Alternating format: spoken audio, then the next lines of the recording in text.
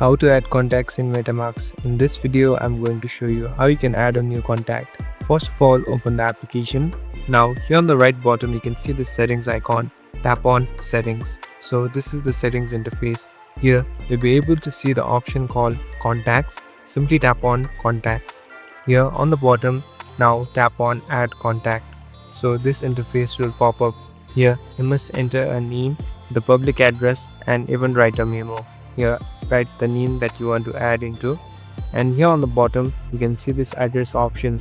Here you must enter a code, or you can directly scan the code of the person, and at last tap on memo and write a memo about that person.